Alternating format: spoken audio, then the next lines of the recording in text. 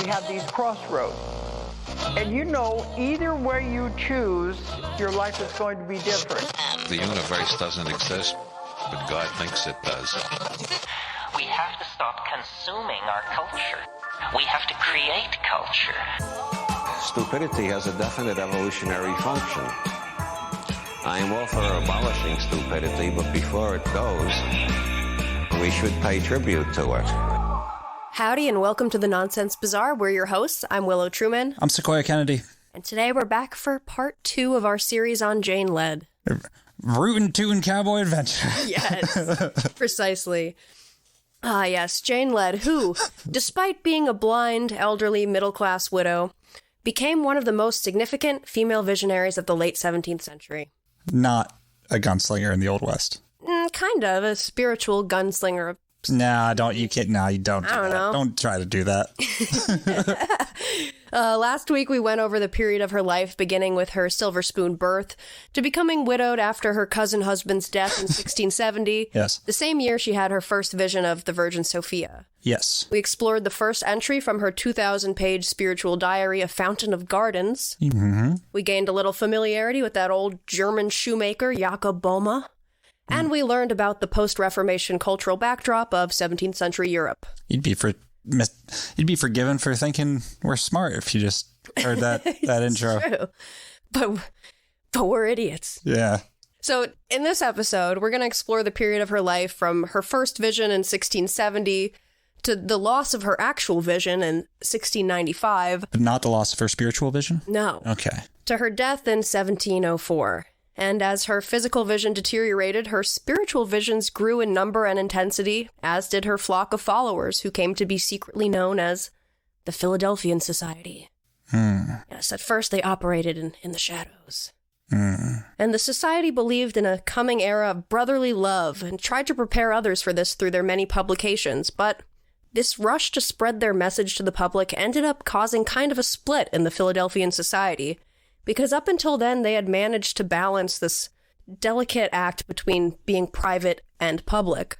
They were holding private prayer meetings, sharing their spiritual diary entries among members, mailing them back and forth. But, well, eventually the Philadelphian Society crumbled apart, thus never bringing on the dawn of the new Philadelphian age. It was just too much tension between people wanting to spread the message and people like, I don't want anyone reading my diary.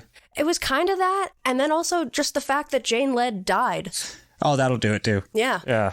And I guess they hadn't picked up really enough traction for there to be a replacement? Or right. Yeah. Instead, they just sort of influenced other groups that came after them, but they didn't have enough chutzpah to really, have a staying power. That's actually something you don't see very often. Usually someone else takes up the torch. It's just died out. So before we get back into the story, we'll do what we do. We'll pull a tarot card at the top of the episode. We'll discuss it more in depth at the end. Hell yeah. We have the 5 of Cups. This is a kind of a sad card. 5 of Cups, yeah, it's one of the saddest. It's like a very sad card. Disappointment. Yup. Yeah. Interesting. Yeah, it's one of the heartbreak cards. Mm-hmm. Yeah. Not a positive card. No. Well, we'll talk about that at the end. That's a sad fucking card. Isn't it? Yeah.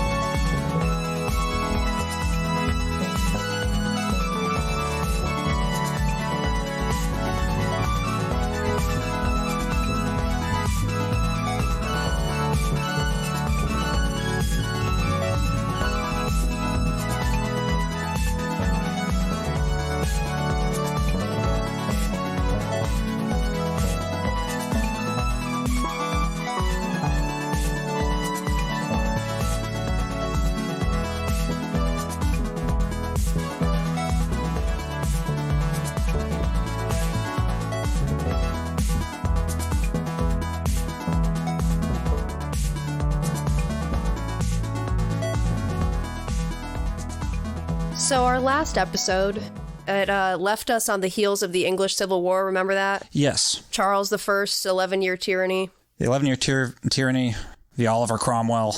Yeah, all of that stuff. The Parliament. Well, now we've moved forward a few decades towards, like, the end of the 17th century. Think, 1670 through 1700, like the last 30 years. Okay, so what was going on with Jane Lead for those last... Well, we'll get into that. Okay. But first, again, because we've hopped forward a few decades, we yet again have to reestablish a little bit more cultural... More context. Yup. We love some good context. We sure do. The Philadelphian Society became known to the public around 1694 after a series of significant historical events took place and shifted England towards the Age of Enlightenment. Yeah. You remember that? Oh, I do. High school history class? Yeah. Middle school, one of those. I mean, I know all about the Age of Enlightenment. Sweet. So, I mean, like, not all about. Please don't hold me to that.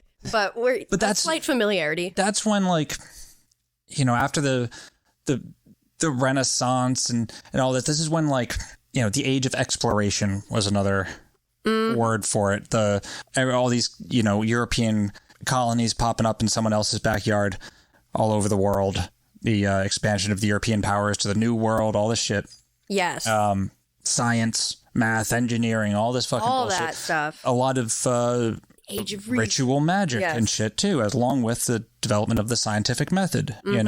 This is kind of where Age of Enlightenment is kind of where shit starts to be recognizable for us today. I would say. Do you know what I mean by that? Yeah, I do. Where it feels like modern enough that we can sink ourselves into this story and not feel like we're so far back that it's completely foreign. Right. The society looks kind of similar and shit. Yeah. Right. So like you said, at this time, Enlightenment thinkers, they value human reason, religious tolerance, freedom of speech, democratic government, blah, blah, blah. Like, they're skeptics, they're intellectuals, but the Age of Enlightenment stands for something even bigger than all of those things. It's not just like, oh, this was the age of science and everything. So let's talk about a few notable events leading up. There was the revocation of the Edict of Nantes. Oh boy. This edict, it's revoked in 1685, but it had been issued an entire century prior. It granted religious freedom to Protestants in Catholic France. Okay. So when King Louis XIV revoked it, that meant widespread persecution of Protestants and a mass exodus of French Protestants, the Huguenots, to other European countries. So a bunch of fucking French Protestants are going over to England, the Netherlands, and, with them finding their homes in these more accepting countries, they help to spread more ideas of religious freedom and tolerance. And Protestantism. There's also the Glorious Revolution, which was a 10-year period lasting from 1688 to 1699 that marked a significant shift in power from the monarchy to parliament. It resulted in the establishment of a constitutional monarchy with William III and Mary II accepting the throne only under the conditions laid down by Parliament, as laid out in the 1689 Bill of Rights. Parliament won the war with Charles, and now they get to tell the king, they get to keep the king under their boot a little bit. Then there was this thing called the Toleration Act that gets passed, granting more freedom to nonconformists, people who don't want to attend the Church of England. Like people that just don't want to go? Yeah, it's like, yeah, okay, that's fine. You don't have to go to church. You can't ever run for office or anything. They had a law that said you had to go to church? Yeah.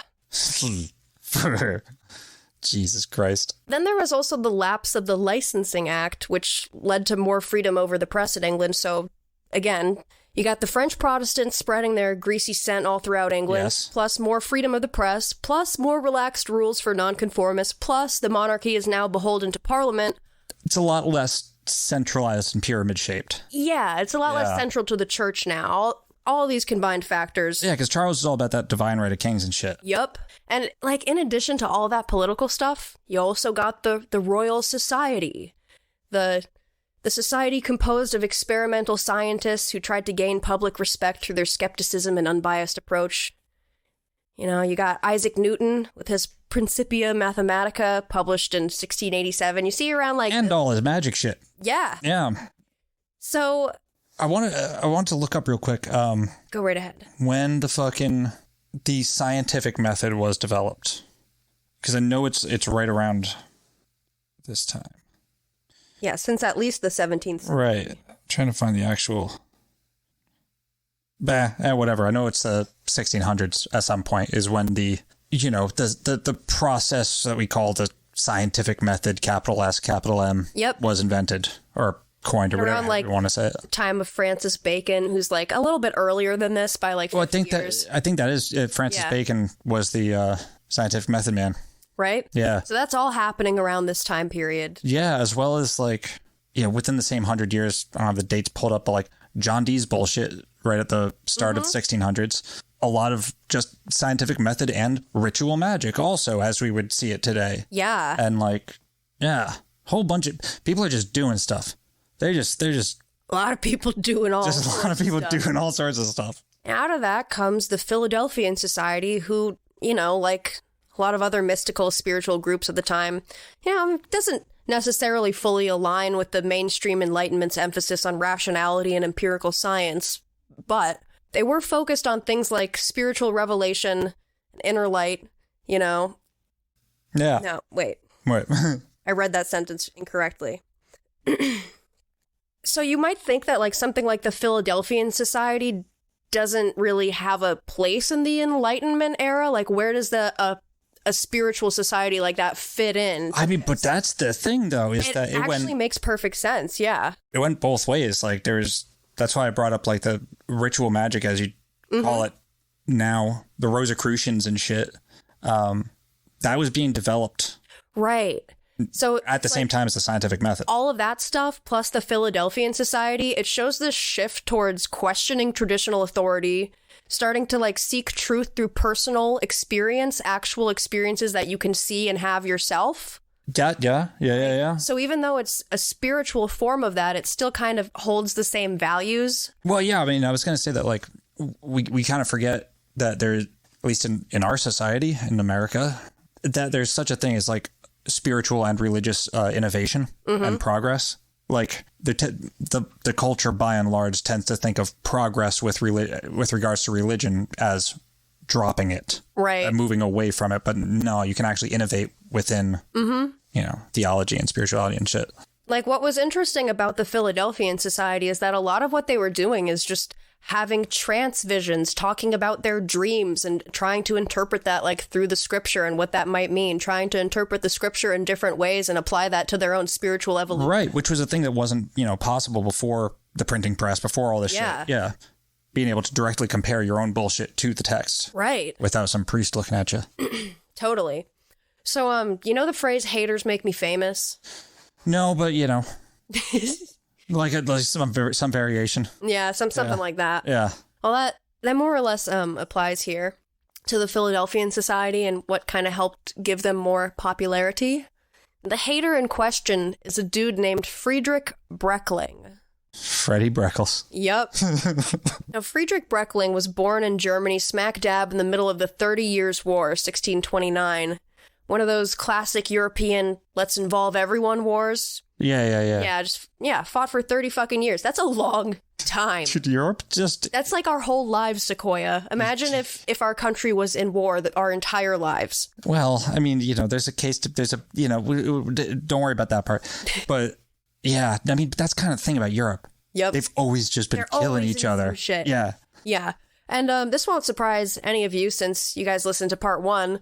But, the 30 Years' War, why did it kick off? Religious shit. Every time. Yeah. Europe's going through that serious battle between Protestants, Catholics, kind of like a football rivalry, but instead of teams, it's just different branches of Christianity, and it's like you're playing the same sport. The mascot's just different. It's the same thing, though. Isn't, well... Just fighting each other. I mean... I feel like Catholicism's more like American football. Uh-huh. Yeah. And fucking Protestantism is more like... Wait. European everywhere else is football. They're both called football, but they're entirely different sports. Yeah. And one's a lot more like... That's a really good and the Catholics have like the hierarchy thing. So and that's kind of how a football team works, right? It's the divisions and the jobs and shit. And then soccer, I'm just going to fucking say soccer because that's where I live, is much more focused on the individual player, the smaller team, spread out, wider with less of a central structure. Oh, it's the fucking best analogy of my life. It's beautiful. So yeah, initially the conflict, it's like local to Europe, but as with any good European war, escalates into a full-blown international conflict. You got France. Like the World Cup. Yeah. Just like that. Just like the World Cup, here's where things get really ugly. Yeah. 30 people years fighting war. too. Yeah. Causing shit like famine, disease, large-scale destruction. Yeah. Battle's not the only thing killing people because armies were just like roaming around through towns, looting and pillaging like it's fucking Friday. Yeah. People are starving, dying. There's diseases and plagues. Some regions lost up to 50% of their population. 50%. Oh. And because the war lasted so long, it was just like a way of life at a certain point. It's just like, I guess things are like this forever. And, a lot of people were, understandably, pretty disillusioned by the entire thing. And yeah, I can understand. Massive destruction, loss of life. Oh, in the name of God? Great. Not exactly a great selling point for God, No. Organized religion in general. No, it sounds like it sucks. Yeah. So you can also think of this time period when the war ends in 1648 as the beginning of the shift towards religious tolerance and like the push towards the Age of Enlightenment with the Treaty of Westphalia, the Peace of Westphalia. The Peace of Westphalia. Yes. Which established the principle of cuius regio eius religio, meaning whose realm has religion. Basically, the ruler of every state is just going to determine your own official religion. And you know what? Individuals have the right to practice their own faith privately. Okay? God, I love the future. Yeah. Yeah. Imagine being forced to go to church. I love that, like, all of this shit seems so alien. The wars, the death marches, the fucking all this shit. It's just like, wow, people lived like that? And it's like, yeah, for most of the whole thing. Yeah. America's not great, but America nowadays is really not the worst place to live in all of time and history. Most places are pretty, well, a lot of places are pretty all right. Yeah. Compared to. Yeah, so this whole Peace of Westphalia stuff, it's a pretty big deal. But it didn't mean that everything was all sunshine and rainbows for religious minorities. Actually, far from it. But it is the start of the long, slow move towards greater religious freedom. Yeah. This... Okay. So yeah, Friedrich Breckling. Freddie Brecky, he's born right in the middle of all that madness. Yeah, just smack dab in the middle. And he ends up following his family's tradition of becoming a theologian. Why not? Better than anything. Like my father and his father before him. I will study religion. That's a funny family trait. Isn't it? Yeah. So he studies all over Germany before he has an epiphany during a trip to the Netherlands where he meets a guy in a library who's like, hey man, if you're so religious, why are your clothes so fancy? And he sees the light and he realizes that he needs to pursue true Christianity, whatever that means. Means no fancy clothes. Yes. Now he returns home as a different man. He's now a doom and gloom prophet, hell-bent on reforming society, throws away all of his fancy clothes. He's taking this shit seriously now. Some dude fucking insulted his fancy pants outfit? Yep. Jesus. So yeah, he goes back home, and he's now a prophet, and he wants to reform everything, and this causes a bit of a stir, because he's now publicly protesting against the church and church taxes on farmers, and a work that he wrote called Speculum Pastorum, meaning... Looking over the pasture? A mirror of pastors. Oh, look at yourselves, pastors. Yeah. And as you can imagine, this didn't go down too well with the powers that be. So he ends up getting convicted and arrested. But old Freddie Brecky is a slippery fellow. He manages to flee to Amsterdam, where he meets famous educator Comenius. He also becomes a pastor while in Amsterdam and creates a congregation called Simultaneum, which is like... This dude loves his names. Yeah. It's his congregation is sort of a mix of Lutherans, Reformed, Catholics, Mennonites, whoever wants to come. And doesn't want to wear fancy clothes. Yeah. And he gets sought out by a bunch of other different religious groups who want to either like integrate with his church or pull him into theirs, but Breckling turns all of them down because he just wants to do his thing. He's a rebel with a cause. Is he... Don't make him sound that cool. Is he just like a super fundamentalist aesthetic type? Like, no fun? Is he a no fun Christian guy? He's not a no fun Christian guy, but he is into piety. Sounds no fun. Yeah. Yeah. Like, all the other pastors are having too good a time. There's all this immorality in the church. Is that kind of what his thing is? Little bit. So he publishes a bunch of tracts during this period of his life, like 28 of them. And he also takes some time to travel around, gathering more followers, typical religious tour. Yeah. In his writings, he declares himself a prophet, a witness of truth. And as a child of the 30 Years' War, he was also an advocate for freedom of religious expression.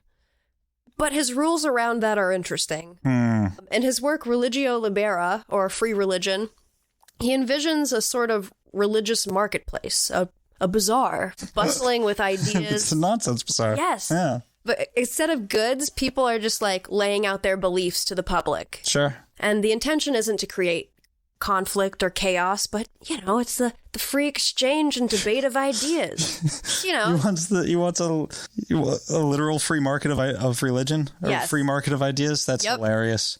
I want to go there Yes. so bad. To the religion bazaar. Yeah, that would be so much fun. It would be, wouldn't it? Just walk from booth to booth. All right, sell me on your religion. Yeah. What you got? What you got? You gonna save my soul? Who's got the best beads? Yep. Yeah, so, here's where things get interesting. While Breckling advocated for this, free-for-all marketplace of religious opinions, he actually was not a big fan of pluralism when it came to different sects of Christianity. In fact, he saw all of these different teams or different things as roadblocks to restoring unity in Christianity. Oh, I thought it was going to be that, like, one of those, we want freedom of religion for us, Lutherans or fucking Protestant or whatever sect of the Puritans, right? Mm-hmm. Religious freedom as long as you're with us. Right. But he wanted to unify Christian, but his religious freedom was actually talking about other religions. Yeah. And he wanted to unify Christianity as one of those. That's interesting. Yeah. So he was always at odds with these other Christian sects who he believed were hindering the path to religious harmony. And when we talk about pluralism in a religious context, it means an attitude of, accepting, respecting multiple religious beliefs within a given society. Instead of saying, my religion is the one true faith and everyone else is wrong, a pluralist approach would be more like, yeah, different people think different things. That's okay. Word. Yeah. It doesn't necessarily mean agreeing with every single belief out there, but it means allowing the space for those beliefs to exist and be practiced. Yeah. You do your thing, I'll do mine. As long as we're not hurting anyone, it's all good. Yeah, hell yeah. But Breckling thought that the division in Christianity was hurting people.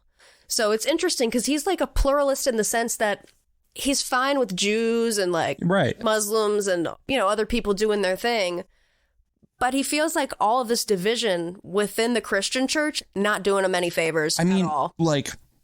He's right, though. People be getting killed all the time. But, also, the solution isn't just to, unify it by force. It's to just stop giving a shit. Right. So even though he sees himself, as part of this unification solution, he realizes very quickly that his influence is dwindling and people are not really listening to him. And rather than prompting, open discussion like the religious bazaar of his imagination, his writings from this point on after 1680 start to take on this promotional political tone where he's not just selling ideas and the promotion of other ideas. He's advertising his truth, what he believes to be the ultimate truth. This is where it takes a little bit of a flip-flop. Yeah, into what you expect it to be. Yes. Yeah. So one of his tracts, Paulus Redivivus, published 1688, he talks about how he's upset with the Christians. Big dogs of Christianity aren't spreading the real deal to non-Christians. And he's basically pissed off at other Christians for not doing enough to respect non-Christians and meeting them where they're at. Interesting. Yeah. He's also really pissed about the discord amongst Christians, which he thinks just gives Jesus a bad reputation. You're giving Jesus a bad name. Yeah. And he also thinks that Christians are just like stuck up. Just like, really? You think you're so much better than the people that don't believe in Jesus? Well, then what the fuck kind of Christian are you? That ain't cool. If you're really so Christian, then you should go help those people, whether or not they believe in the same shit as you. Yeah. It's the best way to convert people. Just show them that you're a good person. Yeah. And he even goes so far as to say that non-Christians should complain more about Christians. Because he's like, you know, he imagines that non-Christians must be pretty pissed about the state of affairs, you know, with them, with the church basically running everything and like enslaving everybody under their holy empire. He's like, I could see non-Christians being a little bit peeved at us about that. Yeah. It's like Yeah. What's interesting about him is that, unlike a lot of the other nonconformists, he didn't believe that salvation has to be like a Christians-only club. You know, you should eventually come to Jesus because, of course, at the end of the day, he is a Christian. But he did believe that everyone, Christian or not, has an inner light. Okay. You know, yeah. And he, you know, he cites big names like Martin Luther, Jacob Boehme, people that he sees as representatives of the truth. So he is like, he's a little groovy. Yeah, no, like, yeah, I was trying to find the right, like, joke to make or whatever, but he reminds me of, like, it's sort of like a critical theory almost applied to Christianity. Mm-hmm. In that, yeah, I don't know, like, it is groovy. Yeah. Yeah, it's like, it's groovier than all the other shit. Right. In that it's trying to undo some of the damage and fucking not be an asshole about things. Right. Yeah. So fast forward to 1690, Breckling moves to The Hague, and he spends the rest of his life there trying to build his version of a pietist kingdom of God. He's an advisor to this guy, August Hermann Frank, who's a significant figure in the German pietist movement, sends him loads of books to establish the first public library in Germany. And with help from Breckling, August Frank founds the Frank Foundations in Halle, social and educational institutions aimed at promoting the principles of pietism. You know, they get a big old orphanage, a bunch of schools for poor kids, you got a Bible Institute, a publishing house, some other shit. Like, they're doing all sorts of stuff for the pietist movement, which, you know, this was a movement that thought that the church had become too intellectual. Oh. They thought that church needed to have more of an emphasis on personal faith and, like, that people should develop a deeply personal and emotional relationship with God rather than just, like, you know, following the pastor's word. Yeah. But, I mean, that's a whole thing. That's a whole thing. That's a whole thing. But besides for being bros with August Frank, what else was Breckling doing? He was getting some sweet, sweet cash from Mary II, William III's wife, and after she died, her husband continued to support him, so, you know, that's pretty cool. And guess what? After William died, this other guy, Philip Jacob Spener, a German Lutheran and father of pietism, starts helping Breckling financially, even securing an allowance for him from Anna Sophie of Denmark. Friends in high places. Yeah. Yeah, so he's a pretty well-to-do guy. He knows a bunch of people. He knows, like, royalty, but he also knows people that have interesting spiritual ideas that are nonconformist. And helps to bridge those. But he sees himself as, you know, he's the filter of truth, and he has his own ideas about what's true. Yeah, this is, like, kind of the... I can't even... I'm losing the words. There's, like, a... This reminds me of, like, the start of, like, that, like, fucking soft New England yuppie ass Christianity. Yeah. You know what I mean? Mm-hmm. That fucking pietist. I want to say a Waldorf school, whatever the fuck. I don't know. Those people. Yeah. They live in a fucking rustic ass cabin, but they have more money than you ever will. Oh yeah. You know the fucking ones? Yeah. The family tradition of being a theologian. Right. Yeah. So, like, again, how does he factor into Jane Lead's story? Well, they actually began as peers, fellow nonconformists, but that didn't last. You see, Breckling was really confident about his version of the truth. Right. And in the 1690s, he started really questioning others, especially those he felt were bastardizing Christianity. Breckling accused Lead of spreading what he saw as a new gospel, something departing from the original Christianity. And criticisms of the Philadelphians were included in his work Catalogus Hereticorum. He's got to stop naming things. Yep. It's a catalog of heretics. Damn it. It's just a big list of individuals that he thinks are dangerous and why. It's a bunch of his, like, deepest gossip. So he's a huge asshole. Oh, yeah. Okay, he just publishes all the fucking gossip. And some of it's juicy. We're going to get into the gossip that he has on the Philadelphians. Hell yeah. Which, by the way, very hard to parse out. I was reading this and I was like, wait, what? Like, there's big details left out. It was confusing, but I pieced together a narrative and it's wild. Excellent. Yeah, so in his catalog of heretics, Breckling writes about how a former student of his, Johann Heinrich Diekmann, he was swayed by erroneous religious manuscripts and left him to join Jane Lead's community. I imagine that this is where the crack between him and Jane began. Probably, yeah. When, she started stealing followers away. Also in his critique of the Philadelphian Society, a particular member of the group is singled out as an example of a very bad actor. A man named Quirinus Coleman, arrogant man who made extravagant claims about being the son of God and possessing the Philosopher's Stone. Quirinus Coleman is a merchant's son who studies law in Leiden. His time in Leiden sparked a radical intellectual change within him, where he encountered various religious dissenters, like Friedrich Breckling. Influenced by theosopher Jakob Boehme, Coleman published his first work, Neubegeisterte Boehme, in 1674, which is basically, like, new student of Boehme.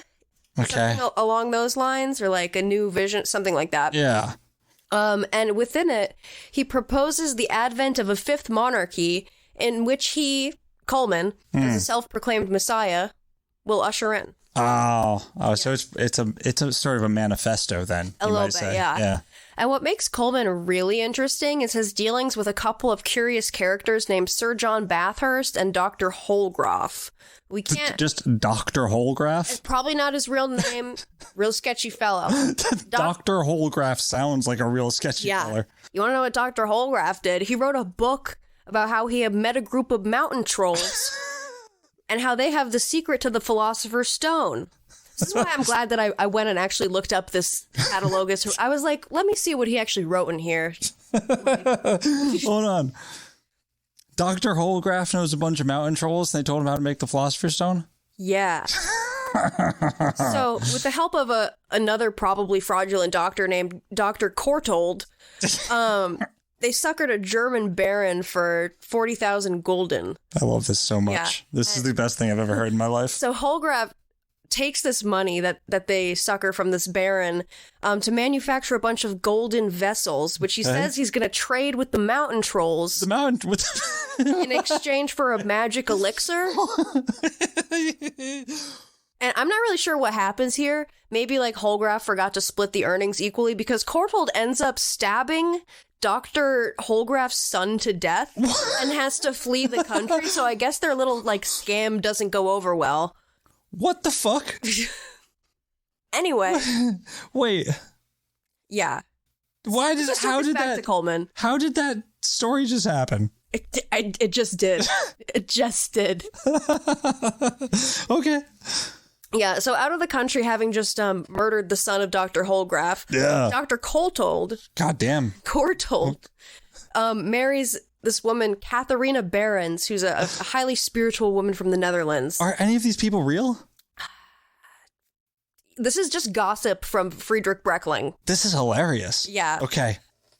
So Dr. Courtauld marries this woman in the Netherlands after fleeing from, killing the son. And then he quickly abandons his new wife, Katharina, and attempts to annul their marriage, claiming it was merely a betrothal. And it just breaks her fucking heart. And why does he do that? Well, he met an insane lady claiming to be the daughter of King Charles, who represented herself as a chemist who could produce the Philosopher's Stone. And I guess, so he just marries her straight away, hoping that his marriage to Katharina will just go away if he ignores it. Never annuls it, just marries this other woman who says that she's the daughter of King Charles. This dude's having so much fun. Yeah. Holy shit. Yeah, and now this other dude, Sir John Bathurst, he's a friend of Friedrich Breckling's, fellow religious nonconformist. he lent Quirinus Coleman a bunch of money to make a trip from France to Smyrna to Constantinople so that Coleman could try and convert the Sultan to Christianity. But like his Christianity. Yeah. As the new Messiah. Right. So Coleman brings along his first wife and their children, but the family vacation goes sour because, you know, he fails to convert the Ottoman Empire's Sultan Mehmed the Fourth? He failed to convert the Sultan, you say? Yeah. What a surprise. Right? Just a whole bunch of John Bathurst money wasted for nothing. That's the dumbest thing I've ever heard. Yeah. I think that might be the dumbest thing I've ever heard. It's super dumb. So on the trip back home, Coleman just like leaves his family in Smyrna. Just leaves them. Okay. So Bathurst sends him more money to try and help, you know, get his family to complete the journey. But his family never returns. And Bathurst is kind of just like, what the dude? Fucking serious? What's wrong with you? You're just going to leave your face. So yeah.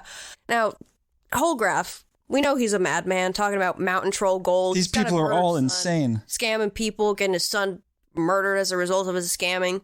Dr. Holgraf somehow persuaded Sir John Bathurst that Quirinus Coleman should impregnate Bathurst's daughter. You know, just like leave the wife there, fucker. John, you got a daughter, right? They're trying to create like a magic boy named Solomon. What?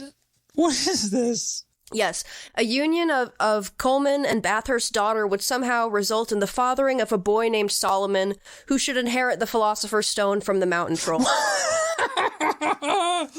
It's also worth noting that in some occasions, Quirinus Coleman would use the fake name Solomon von Kaiserstein.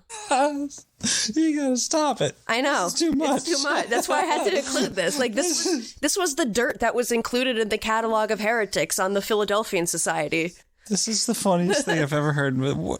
Yeah, so Bathurst's daughter, God knows her feelings in the whole thing. She gets impregnated and sent to Amsterdam, where she does not give birth to Solomon, the inheritor of the Philosopher's Stone, but instead has a daughter that dies. Okay.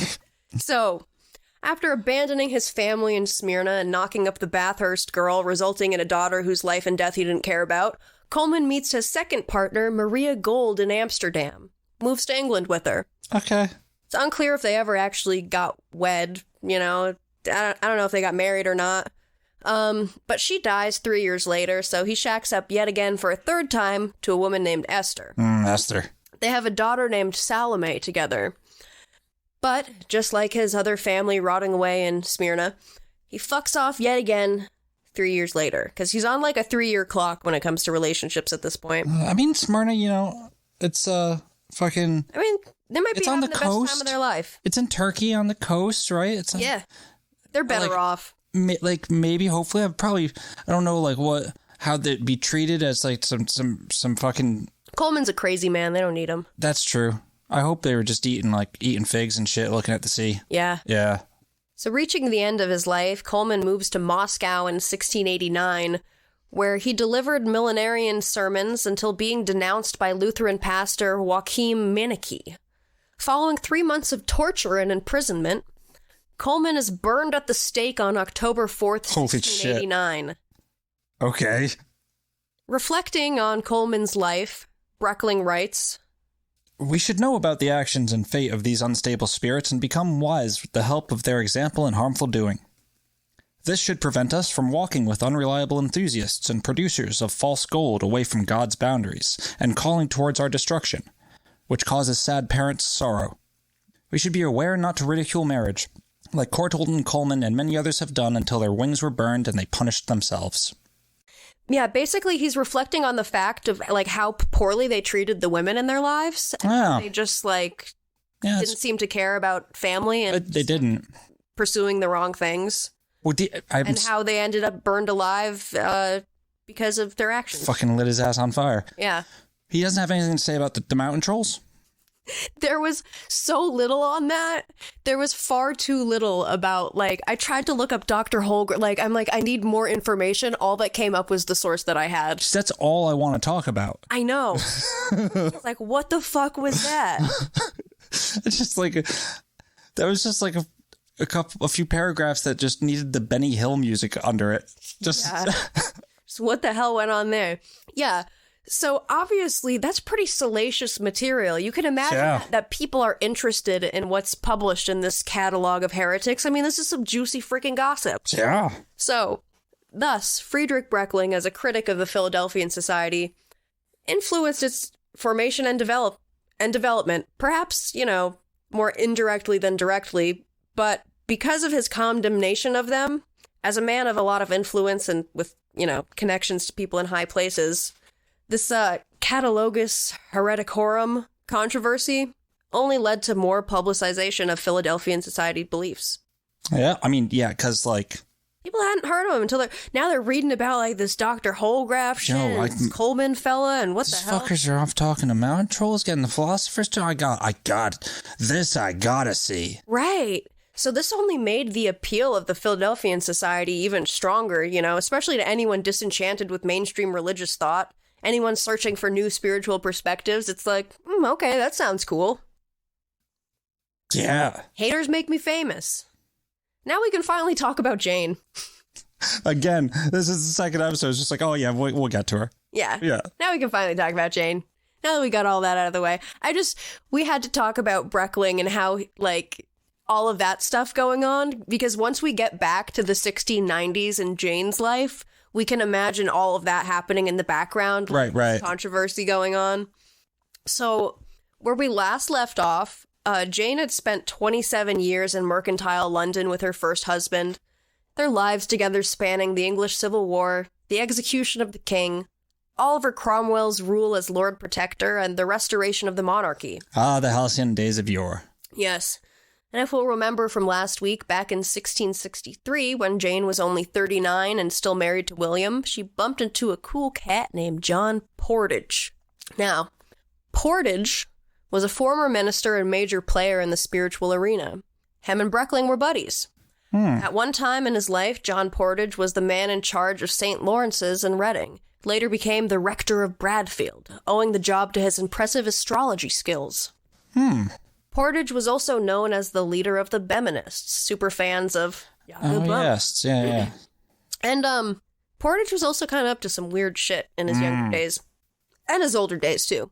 Richard Baxter, notable figure in the nonconformist movement, claimed that Portage was known to host spiritual communes where people sought divine enlightenment and interacted with angels. Hell yeah. Members of the group even took on biblical names, with Portage as Father Abraham and his wife as Deborah. His wife's actual name was literally Mary. That's pretty biblical. It's pretty biblical. Could have just stuck with that, but no, we're changing names. They need the secret magic names. Secret magic name, Deborah. I need to come up with an alter ego. I don't know if it's maybe because I have an uncommon name. I've just never been good at picking names. Screen names, anything like that. It's fun to have an alter ego. I feel like everyone else in the world has 6 different fucking social media accounts on every platform where they can just they just post their most deranged thoughts constantly. I think that's true. I think everyone's just doing that, and I missed the boat. I think I should get me a sock puppet. Oh yeah, just go crazy on it. Yeah. Like my sock puppet where I'm a schizophrenic woman who's in love with the Tin Man. Yeah, we don't talk about that. Oh, boy. Yes. So, thanks to word getting out about Portage's whole angel ritual thing, Portage gets into trouble. He's charged with heretical beliefs, and he's charged with, you're practicing a mystical form of pantheism. Pantheism? Yeah. Really? That's what they think he's doing. I don't know if that's really because there's accurate... spirit in everything, yeah. I guess. Right. Yeah. So he got off the hook a few years later in 1651, but then another few years later, Presbyterian minister named John Tickle. There it is. Why is there so many fun names in this story? John Tickle. John Tickle brings up the accusations again, and new ones keep piling up. Oh, he's gonna tickle him. He's giving him the old tickle treatment. While most of the charges against Portage about the things that were happening within his home were just chit-chat or rumors, the claim of interacting with spirits became a big deal. Even though one of his maids testified to the purity of their home life, Portage was eventually kicked out of his church job for being, quote, ignorant and very insufficient. That could have been anything. Yeah. So after he's booted out of church, he makes this pamphlet where he just defends himself, and he admits, like, yeah, okay, I was talking to angels, and sure, yeah, I guess I summoned them using magic rituals. What of it? Okay, I did that. Hell yeah. Another... Gotta own it. Yeah, right? Another interesting tidbit I found out about John Portage is that he acted as an unlicensed medical physician throughout the 1640s, which got him into big trouble with the Royal College of Physicians. Yeah. Just fake doctors are a theme in this episode, too. That's another one of those things, like, that's when you know. Yeah. Unlicensed medical practitioner is the true last refuge of the scoundrel. Truly. So, despite not being a real doctor, he was known to many people as Dr. Portage. And despite being 17 years older than Jane Led, Dr. Portage and Jane became quite close. She became the second prophetess in his life after his equally spiritual wife, Mary, aka Deborah. Well, when Jane Led initially hooked up with the Portage squad in the 1660s, they were just a cozy group based out of John Portage's home in London. It was John, Mary, and a few other big-brain folks like Oxford-educated Thomas Bromley, who was a lawyer by profession, but underneath had a true passion for Christian mysticism, and helped to translate a lot of the works of Jakob Boehme. You know, I feel like I'm supposed to be one of these crazy pricks, but I've just been fighting it so hard, and that's why my luck is so fucked. Yeah. Yeah, because like I'm not on the right track, but like I don't want to be one of these fucks. But like I know there's a part of me that have a great time. Becoming obsessed. Yeah, kind of culty, but you know, right? We're just being a fake doctor. I would love to be a fake doctor. It'd be fun. There's your alter ego, Dr. Kennedy, Dr. something, Dr. Worm. Dr. Worm? What? Dr. Worm. My Dr. Worm? That's fucked up, dude. Because. What? No, you have to give a real justification for that. Because it's funny. You know how fragile I am? Dr. Worm, fuck off. That one cut deep. I don't like it. Oh, I was thinking more about myself as Dr. Worm than you. You're more of a Dr. Worm than me. Yeah, I'm totally a Dr. Worm. You're like Dr. Beetle. I'm a beetle? Dr. Beetle. Moving on. I don't like it. So the Portage group, they're just meeting out of his home, right?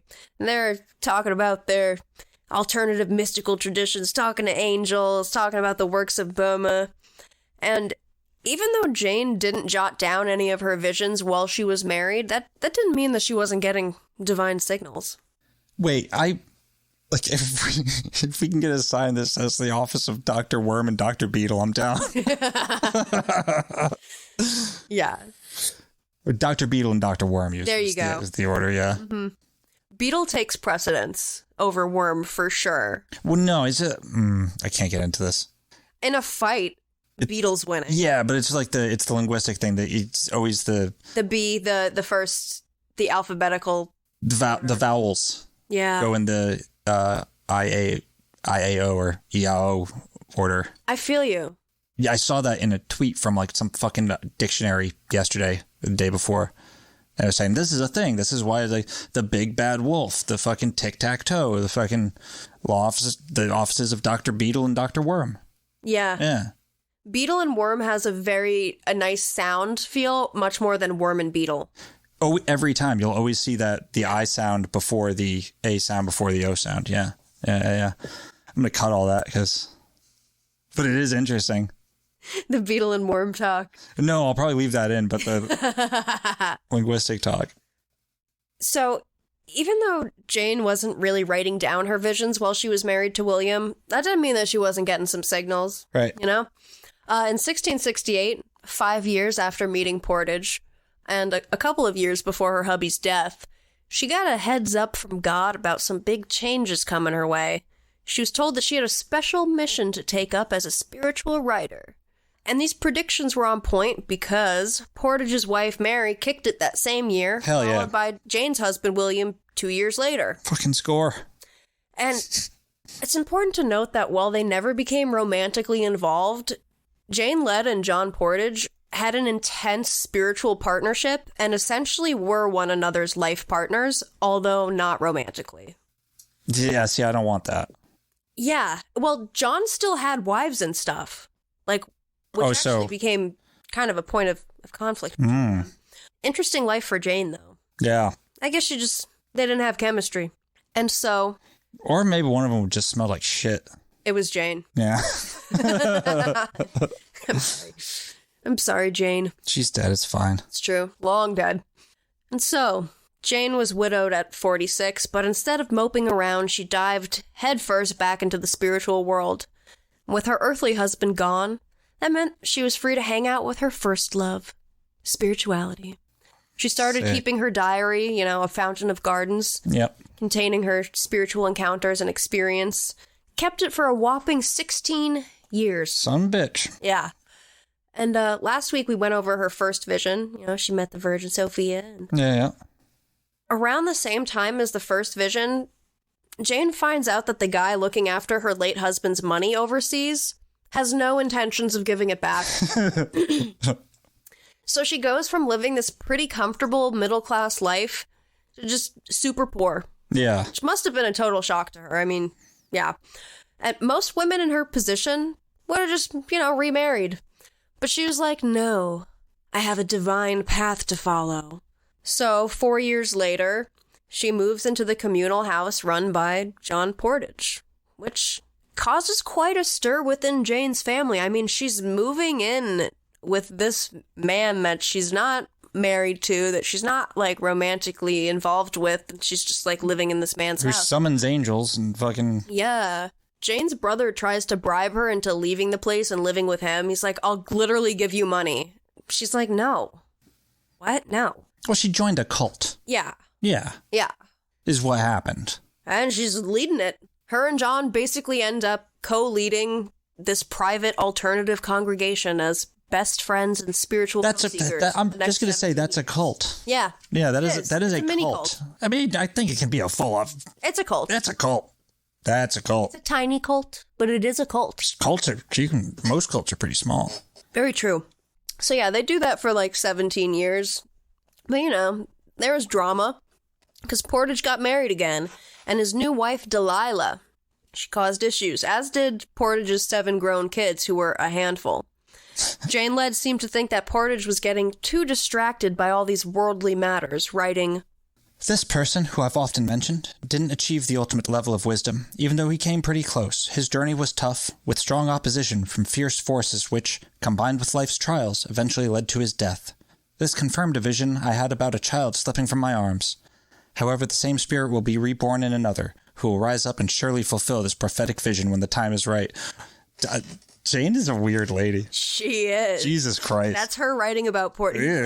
Yeah. He almost achieved ultimate wisdom, but he died. He's a child slipping from my arms. But it's okay. He's going to be reborn, and his vision will be... She's a weird lady, dude. Yeah. So after Portage passes away, like a child slipping from her arms in 1681, Jane Led takes over leading the group. She publishes a few spiritual texts. How'd he die? Not sure. Probably old age. Yeah, maybe. Just, yeah. I suspect Jane Led, perhaps She poisoned. got his ass.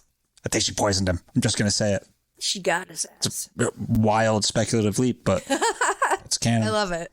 Yeah, so the people who are all living in Portage's house, now that he's dead, they've all got to find new places to live. And so does Jane. We don't really know what she does for the next 10 years or so, but it seems like she was just kind of laying low. She writes very simply that she just retreated into the wilderness. The wilderness. Yeah. She also spent some time in the 17th century equivalent of homeless shelters, just continuing to write. That's the wilderness. And just she would go into the woods for several days at a time. What woods? Where are they? It's a good question. It seems like she would travel around just vagrantly. She was a vagrant. Yeah, and what she would do is she would send pages of her diary to like her contacts in other places to be compiled and to be passed around. They just have weird lives. They really They do. just do strange things. Yeah, and her writings are very strange. She developed a rather unique doctrine of realized eschatology. Okay. Which is a fancy way of saying that she believed the end times were already happening and taking place. You're right. But not in the way that we might think of. Okay. Like, she never made any predictions about dates. She never felt that it was coming imminently. No. This whole end times thing, it's a slow and not even necessarily material process. Led had a flexible idea about what salvation was and thought that it didn't have to happen on a rigid timeline or even within the physical plane. Because for Jane Led, it was actually possible for one's spirit to ascend and explore other realms, possible to even view the afterlife before the physical body's death, if you could achieve a spiritual rebirth. And, you know, those who don't atone and achieve this cleansing through spiritual rebirth before their time of physical death, well, let's have Jane walk us through the 8 regions where one's soul might travel. It has been revealed that there are 8 regions or worlds that receive souls of various degrees and statuses. The first is our mortal, visible world. The second is the astral or aerial world. The third is the water elementary world. And the fourth is the fiery dark world. These are all worlds where sinful desires can exist, accompanied by proportional punishments until sin is eradicated through the meditation and atonement of Christ, through the mediation and atonement of Christ, our mighty Redeemer. The next 4 worlds are free of evil or sin. The first of these is the paradisical world, a celestial state where souls progress towards perfection for the kingdom of Mount Zion. The second heavenly world is the magnificent kingdom of Christ, accompanied by angelic principalities, elders, patriarchs, prophets, and apostles. The third heavenly world is the royal and principal seat of God the Father, the eternal virgin wisdom, and the 7 spirits. This world is known as the New Jerusalem, surrounded by the glassy sea. The world above this is the still eternity, the origin of all other worlds. I will provide more details about these worlds based on the revelations I received from their deep original being. I never expected to receive further revelations after publishing my last two treatises, as I thought my life's day was nearing its restful evening. But my Lord continues to bestow fresh revelations upon me, igniting my spirit with his immense depth, compelling me to reveal hidden worlds in this final age. Interesting. So you've got like our world, the astral world, and you have these other, it reminds me a lot of Helena Blavatsky's like conception of, the 7 different planes. And then you have like the 8th and final in Jane Led's is the still eternity, the origin of all other worlds. That's like the egg that Blavatsky wraps all of her 7 planes in. So it just shows that like there's this pattern throughout alternative spiritualities of this segmented universe. Yeah, I mean, you've got the 4 worlds of Kabbalah. Yeah, you have earth, air, water, fire. Yeah, Malkuth, fucking Yetzirah, Bria, Natzaluth. And then I was just looking back through to see if like there was if the second 4 worlds in her conception were like the first 4 are pretty clearly the 4 Kabbalistic worlds. Yeah. But I wonder if the next 4 are like follow the same pattern. Right.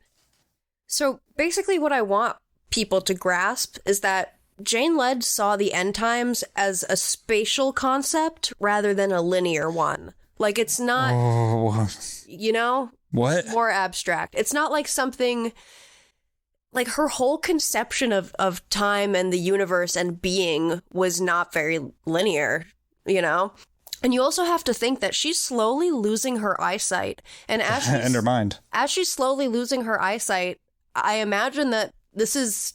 She feels like she's gaining new vision. And sure. She is, both literally and figuratively, as she's becoming like more disconnected from seeing the physical plane. I can imagine that would be a very spiritual experience for someone like this.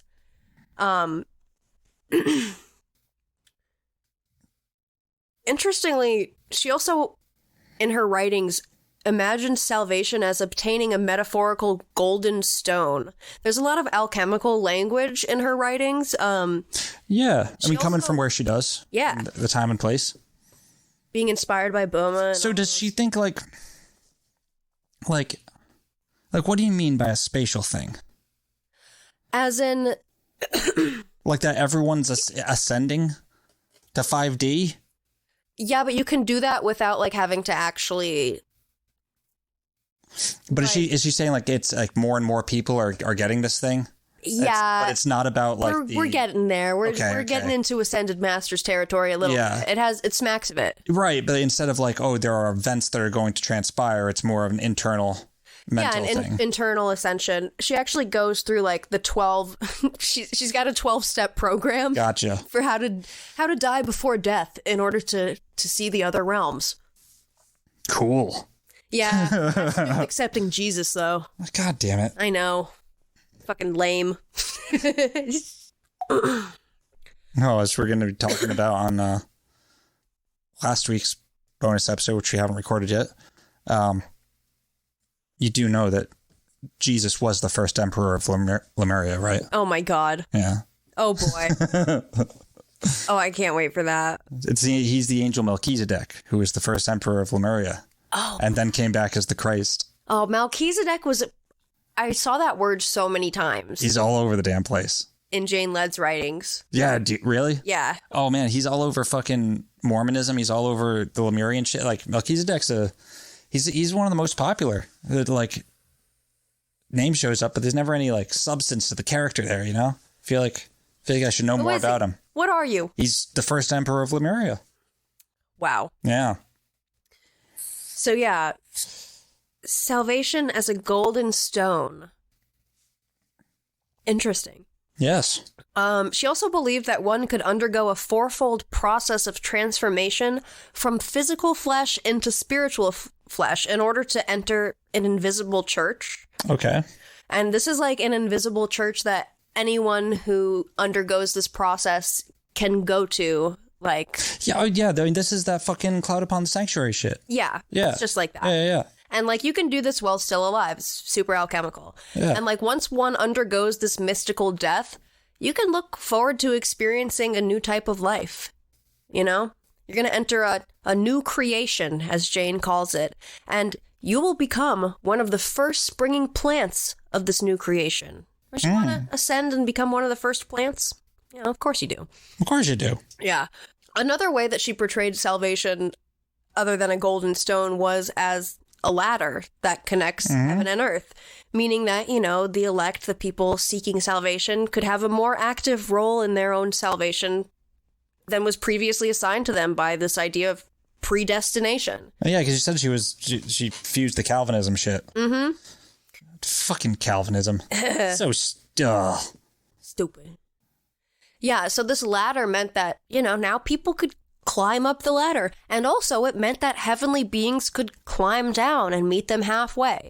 In fact, she described an order of ascended and glorified saints who regularly come down and help people on their journey up the ladder. Well, yeah, no. Another one. Another one. Yeah. Really, yeah. Well, at a certain point, you just have to like admit that it's like it's real, but they're bastards. Yep. So, you know, Jane's promise of more revelations to come in her writings, classic pastoral technique meant to keep folks coming back. Because as long as she could help it, Jane fully intended to lead the elect on their internal spiritual journey of death, resurrection, ascension, and finally, glorification. Huzzah. The fourfold process that Jesus underwent. And you too can, with just a small payment of $19.95. Yeah, Jane needs a place to wash. Yes. And I'm also going to bring this up now because I think it's cool. Her works have this recurring theme of a gigantic eyeball Okay. like in the sky. Fuck yeah. Or several eyeballs and like weird visions that symbolize, you know, divine illumination. Oh, I love it. I love a giant fucking sky eye. Yeah. She would also often in her visions see a ball of light or like this orb that would float around, and she would think of that as Jesus. Oh. Okay. Yeah. Okay. And she also referred to, this gigantic eyeball sometimes as the light orb. It's a source of divine wonders. It's goddamn alien menace at it again. Yeah. She also brings up this thing, this idea that there's a priestly and prophetical kingdom on Earth, a spiritual priestly order that aids believers in learning how to absorb the divine light that this eyeball casts. So you got your ascended and glorified saints that come down the ladder, but you also have the spiritual priestly order on Earth that's helping believers along. Oh man, but there is a reading of this that is a lot like the whole Sirius shit. Mm-hmm. Aliens from Sirius beaming shit into people's heads from you know what I mean? Oh yeah. Yeah. You want to read a vision that pertains to eyeballs contained in Led's book, The Tree of Faith? Yeah. Let's go. This one's a crazy vision. Fuck me. All right. Mountain trolls and goddamn aliens. I had a vision of 4 wheels moving in the 4 elements: earth, water, air, fire, each one lifted by a bright spirit. I was told these wheels represent natural processes, driven by a mighty spirit towards the eternal element. Once this touches them, it affects the entire human body, made up of the 4 elements. I then saw these 4 elements merge into a single, huge, flaming wheel that spread across the sky and had 7 eyes in its center. Fuck yeah. That's sick. Yeah. I understood from this that the ordinary physical part of nature in the 4 elements would be transformed by the Spirit of Christ, who wore a body made of these elements. This spirit enters our bodies and moves them in a powerful circular motion so every part can be touched by and partake in the properties and powers of this pure element. This leads to their being absorbed in the great governing wheel that rules over all lower wheels and planets. Okay. Everything in our natural world is under their power until it rises to this upper ruling wheel with its 7 eyes. I was told these eyes are 7 super celestial planets or constellations that rule over this world and its planets. This is the path to physical redemption.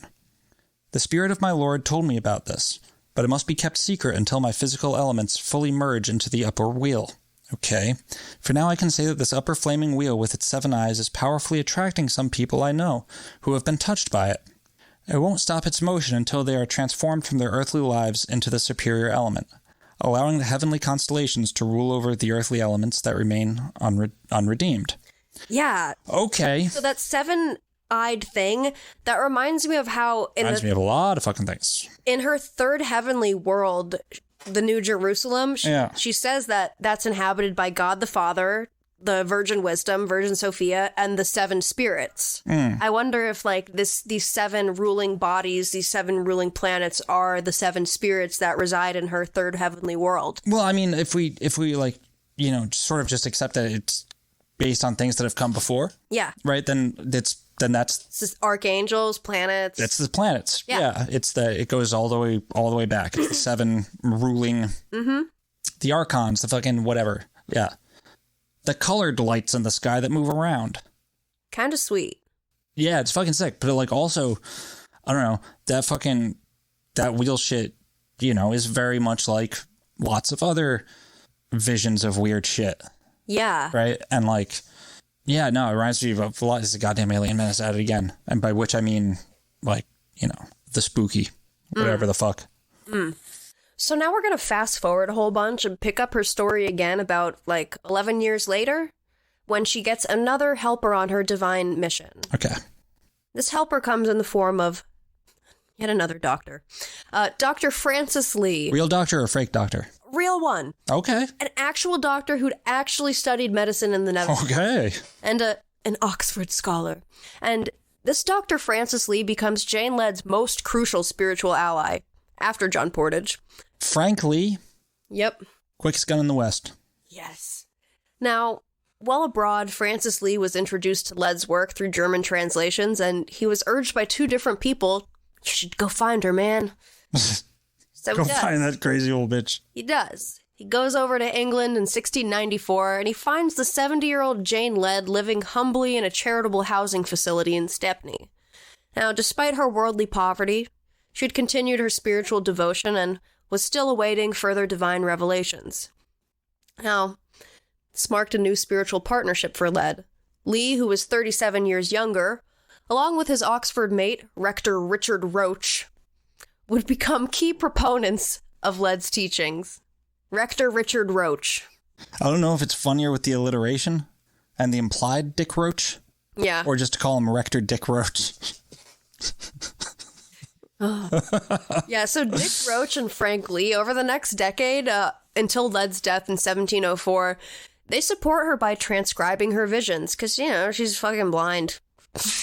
she needs some help. I just want, can we just, what the fuck is this? We're going from, oh, this is history. Oh, yes, very history. To Rector Richard Roach and fucking mountain trolls, just like in sentences here. Yeah, I know. This is there's some crazy whiplash going on. It's absurd. Yeah. So these two younger dudes just, like, start taking care of this old lady. They're fascinated by her. They're like, oh, a magic old lady. She can see visions of Jesus. What's Jesus saying? So yeah, they manage her correspondence, they publish her insights, and during this period, Lead's circle of friends grows. Her humble living conditions improve, and support seems to come from an unseen hand. Right, it's just people hanging out with her. Yeah. It's also Baron Nipphausen. Baron fucking Nipphausen. Yeah. Baron Nipphausen is the unseen hand. He's a court official of Frederick III, Elector of Brandenburg. Oh, yeah. And he reads the German version of Lead's The Heavenly Cloud Now Breaking. And he's so inspired that he sends her a bunch of funds to help her move out of the charity house and set her up in a new place. Lead and her daughter, Barbara Walton, moved to a small house in Hoxton Square, Shoreditch. Nipphausen also hired a man from Utrecht to start translating all of Lead's work into German as soon as they were released in English. In a fortunate turn of events, Francis Lee ended up marrying Lead's widowed daughter, Barbara Walton, who was the only one of Jane's 4 daughters to survive through adulthood. Now, together with their new foreign friends, like Baron Nipphausen, Jane, Francis, Dick Roach, Anne Bathurst, and the remaining members of the John Portage group, officially incorporated as the Philadelphian Society for the Advancement of Piety and Divine Philosophy. Sick. Sometime mid-1690s. Don't really know the exact date. Mid-1690s. Yeah. Well, they embarked on their first significant mission in 1696. And this mission was trying to publish the 16-year diary of all of Lead's spiritual experiences that had been compiled on various scraps of newspaper over the years. It took 5 years to complete and resulted in, at this time, 2,500 pages. Jesus Christ. Yeah. Now, Lead's divine communications were published in English, and German translations were made for Philadelphian Society members living in mainland Europe. And then she dies. Age 80. It's the 65th year of her devoted spiritual journey, and basically the group agrees our mission's kind of been fulfilled. I mean, Anne Bathurst, she wants to continue it because she's having visions too. She tries to do it? Yeah, but then she dies. She dies too quickly. Oh, shit. Yeah. So, they dissolve the society, they return its name to its broader context, and encourage all those inspired to embody the true Philadelphian spirit through Jane Lead's divine messages. You know, you don't have to, the society doesn't have to exist, you know? Yeah. And maybe they were just all getting sick of each other. Yeah. Like, we're all getting old. Maybe Jane's visions were just they're just hot shit. Yeah. Yeah. Well, now that the society had done all of the hard work of compiling these works, what happened to them over all these years? Yeah. Well, it was apparent that having these writings in print kind of posed a challenge to the religious institutions of the era, you know, in a time when the monarchy was closely tied with the national church. The idea that somebody could just interpret scripture as, like, being mystical and personal. Yeah. Yeah, especially by, like, some old lady in a charity house. Yeah. I don't know. So, over time, her printed messages just start to disappear from public distribution. Thankfully get archived and photographed. In the 20th century, like, you know, last century, 1900s, yes, pieces of Jane Lead's writings get discovered, updated, and are sent around to people just via snail mail. Oh, like underground spiritual weirdo shit? Hell yeah. Sending it around. Then in the mid-1990s, someone has the idea to collect everything she wrote, keep it all as true and faithful to the original as possible and put it online, which someone did on a website called passtheword.org. But there's also janeled.org, and these websites seem to have like a weird rivalry with one another, where passtheword.com is like, no. There have been a lot of false Jane Led texts published with like incorrect things in them. This is the true version. Interesting. Yeah. That's it. So it was really like super underground up until like the 1990s? Yeah. Weird. And still, she's not very heard of. Yeah, no, I haven't. Yeah, I hadn't heard. The word never got passed to me. Passtheword.org. Passtheword.org. Yep. I think they have other stuff on there too. Okay. I'm not sure what the broader context of the website is. Oh, it's to share like old manuscripts. Okay. Yeah, they have some Boma manuscripts. They have Thomas Bromley on there, the lawyer that we brought up earlier, who is a member of the society. They have some Francis Lee stuff on here. Yeah. Yeah, it seems like they're just really into Jane Led. Huh. And keeping her word alive. And that like current of whatever, the mystic Calvinism. Yeah. Ugh. So, I mean, if you're interested in this, anyone listening, you can go to passtheword.org and you can look through her gigantic diary, which contains, pick any entry. Yeah. And she was wild. A crazy old lady. Yeah. Like I want to read some of it because it's weird shit. Super weird. So before we wrap up the episode, I want to go over the 12 branches on the tree of faith that Jane says that you have to climb in order to, reach your spiritual rebirth. Okay. Now, I think we'll like ping pong. Yeah. The first branch of this tree is that, the first belief, the first act of faith. You must believe that sin has led humanity into a fallen state. Second, believe that this sinful state has separated us from God and from the divine knowledge and blessings. Third, have faith that a spark of eternity remains within all people, which can lead them to seek God and lament their separation from God. Lament. Fourth, believe that the eternal Word, Jesus Christ, became human to offer redemption to all through faith in him to restore spiritual likeness to God. Never makes sense to me. No. Now, fifth, have faith that Christ, born within the soul, has the power to cleanse and save the soul from all sins. Sick. Sixth, trust in the Holy Spirit to support this new spiritual birth, protecting it from temptations and strengthening it until it can reveal itself to the world as reborn. This just starts making not sense. You got to trust in the Holy Spirit to support your new spiritual... And, I guess at this point... So first you got to establish faith in Christ. Yeah. Then you got to trust in the Holy Spirit. Yeah. Okay. And then after that, seventh, believe that Christ's risen life in the soul leads to the death of sin completely. A process that separates the soul from all remnants of fallen nature. Okay. Eighth, trust that the Christ will appear within the sinless soul, presenting it to God as a marvel of spiritual transformation, ready to be God's bride. Yeah, you got to remove all the sin from your soul with the help of Christ, by letting him... Once your soul is clean, then Christ will appear and make you God's bride. Yes. Present you to God. God, Jesus Christ. Ninth, believe that Christ will fulfill the sacred union with the spiritually prepared bride, acknowledging her as his chosen one before all celestial beings, and she will be recognized for her excellence both in heaven and on earth. Oh, Jane just wanted someone to tell her she did a good job. Yeah. I feel you. 10th, have faith in the joy and love that will follow this divine union, which will erase all past sorrows. 11th, trust that Christ will share all he has with the bride, giving her an equal share in his divine power and wisdom and dominion over all created beings. Whoa. I guess it's changed. Lastly, I firmly believe that Christ will return to earth to bring his bride, the church, to his Father's house in heaven, to celebrate their unity with all the saints in a glorious reunion.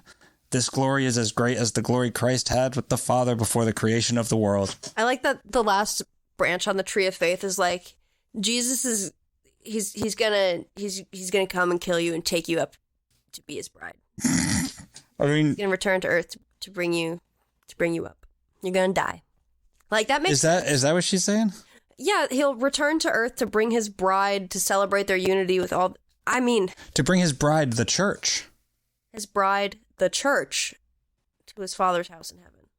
I mean, she's a crazy old lady. I don't know how much sense you can really make of it. I don't know how much sense I can make of it. I've tried my damnedest best. I know you have. I don't think there's that much sense to make. No. Yeah. I mean... It seemed like, honestly, when you read Jane's diary, she is constantly seeking. She's never just like, secure in herself. She's always God, are you there? You got more for me? Tell me what this means. I don't know what this means. I don't know what to do. Can you show me? I need you to show me. Someone show me. I mean, Virgin wisdom. Show me. Sounds like... Just externalizing everything. Sounds like she has OCD. Perhaps. That's what it... But also finding, like, great euphoria in when those, like, answers and... Lightness, when that lightness comes. Like, divine, Just sounds like she has OCD. Yeah. Oh, that sucks, Jane. You did...